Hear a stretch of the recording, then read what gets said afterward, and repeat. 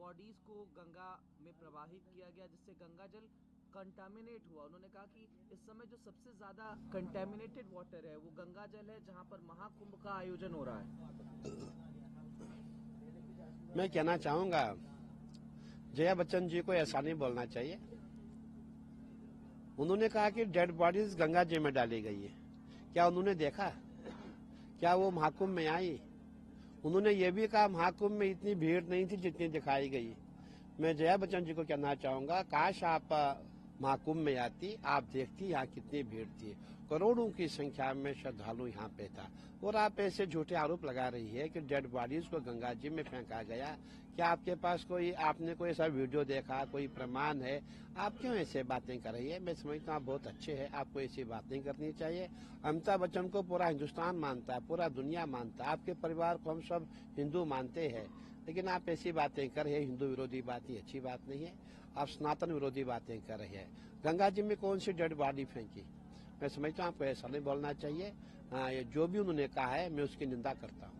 Samajwadi party मुखिया और उत्तर प्रदेश के पूर्व मुख्यमंत्री अखिलेश यादव भी यही कहते हैं। वो ये कहते हैं कि आंकड़े छिपाए, आंकड़े नहीं जारी कर रहे। उन्होंने कहा कि 2 मिनट मौन भी रखना चाहिए सदन में, जो तमाम मौतें हुई हैं महाकुंभ में, इसको लेकर। देखिए, अखिलेश जी की बात अलग है, उन्हें वोट बैंक का खतरा है, वो बोलेंगे तो अलग बात है। लेकिन जहाँ जया बच्चन जी बोलेंगे, आपको नहीं बोलना चाहिए। आपको कोई खतरा नहीं है, आप राज्यसभा में, आपको क्या परेशानी है? जो अखिलेश जी वाली बात है, उन्होंने हमेशा सनातन का विरोध किया है। और आपने देखा होगा, इससे पूर्व में जब राम मंदिर का आंदोलन था, उसमें कार सैकड़ों पे इन्हीं की सरकार ने गोलियां चलाई थी। तो उनका विषय अलग है। लेकिन मैं जया बच्चन की बात कर रहा हूँ, उनको ऐसे बयान नहीं देने चाहिए।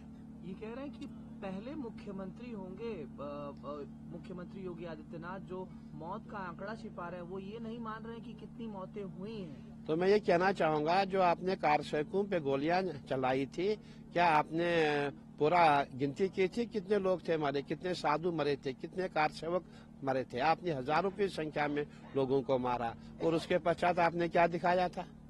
आप पहले खुद देखिए आपने क्या किया है। दूसरों पे आरोप लगाने से पहले आपको अपने आप को देखना चाहिए। कल प्रधानमंत्री नरेंद्र मोदी प्रयागराज के दौरे पर हैं। वो महाकुंभ आ रहे हैं, वो स्नान भी करेंगे पावन त्रिवेणी संगम में। इसको लेकर के एक अलग राजनीति गरमाती हुई दिखाई दे रही है, क्योंकि कल 5 तारीख है, दिल्ली में विधानसभा चुनाव को लेकर के वोटिंग होने वाली है। बहुत अच्छी बात है। हमारे माननीय प्रधानमंत्री जी हमारे सनातन के प्रहरी है। और आज जो हम सनातन की चर्चा कर रहे हैं, ये उन्हीं की देन है। वो आएंगे, इससे पहले भी आए थे, उन्होंने गंगा पूजन किया था, उन्होंने आस्था की डुबकी लगाई थी। और अब हमारा महाकुंभ संपन्न हो चुका है और मैं समझता हूँ इनको आना चाहिए और आस्था की डुबकी लगानी चाहिए।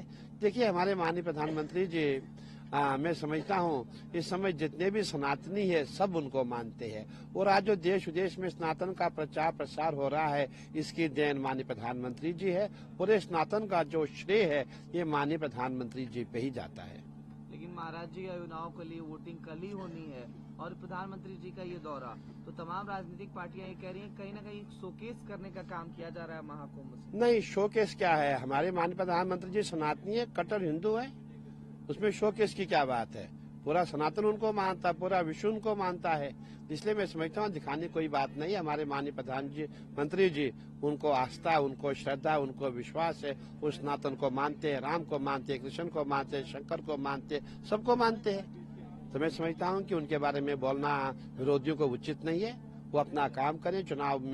चुनाव की बात अलग और माननीय प्रधानमंत्री जी की आस्था की बात है। वो आएंगे, डुबके लगाएंगे और यहाँ से माँ भगवती का आशीर्वाद उन पे बना रहे, हम सब यही कहेंगे। किस तरीके की तैयारियां हैं अखाड़ा परिषद की तरफ से प्रधानमंत्री जी के स्वागत के लिए? नहीं, देखिए, अभी हमारे यहाँ कोई इन्फॉर्मेशन नहीं आई है। जब आएगी तब हम बताएंगे। न्यूज नेशन अब व्हाट्सएप पर खबरों की ताजा अपडेट के लिए न्यूज नेशन के इस QR कोड को स्कैन करें।